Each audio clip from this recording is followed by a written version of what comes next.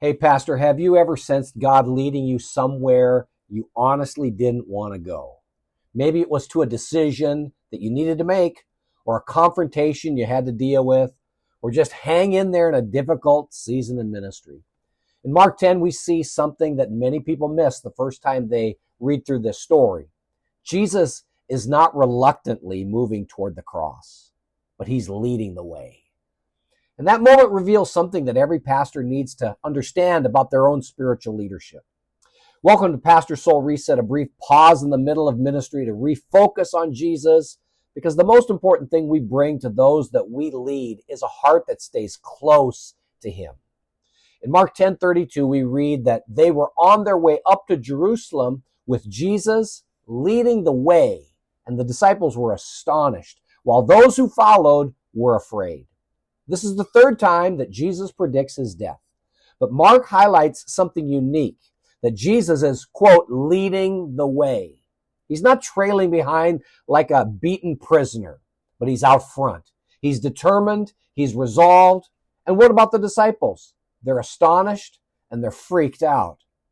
Pastor, you've likely felt moments just like this, when Jesus was leading you somewhere difficult and those around you were freaking out. So what does this tell us about Jesus? Well, it tells us that Jesus doesn't teach about sacrifice. He leads the way into it. He's not coming to us betrayed, suffering, crucifixion. I don't want to do that. No, he walks into it. Leadership carries pressures that most people will never see.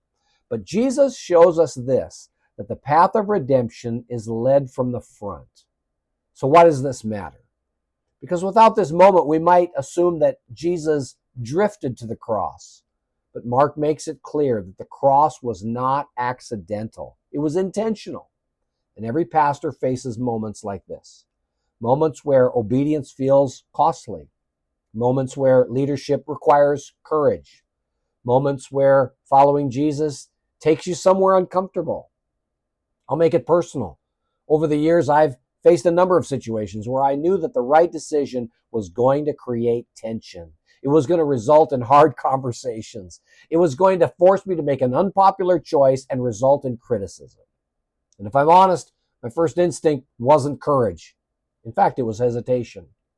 But what steadied me was this, knowing that Jesus never asks us to walk a road that he hasn't already walked first. So here's the leadership principle. Spiritual leadership requires courage to walk where Jesus leads, even when the path is difficult. Ministry reveals what we truly trust. When the road gets costly, we finally discover if we're really following Jesus or we're following for comfort. So let me ask you, where might Jesus be leading you right now that requires courage? It requires a hard decision. It requires a difficult conversation. It requires you to hang in there in a season of endurance. Sometimes the most faithful steps a pastor can take are simply the ones, one at a time, moving forward with Jesus. Here's the soul reset. You're not responsible for controlling the outcome of your ministry. You're responsible for simply following Jesus. He leads and we follow. So we can live this out in a couple of ways. First of all, lead with conviction, not comfort. The easiest path is rarely the faithful one. Jesus shows us that leadership often moves toward what others are afraid of. Secondly, walk closely behind Jesus, not ahead of him. Burnout happens when we try to lead in our own strength. But when you remember that Jesus is already ahead of you, the pressure changes. So if you forget everything else about this passage, never forget this. Jesus never asks his shepherds to walk a hard road that he hasn't already walked first. Next time on Pastor Soul Reset, we're going to look at what happens right after this situation where two disciples argue about greatness, and Jesus redefines leadership in a way that every pastor needs to hear.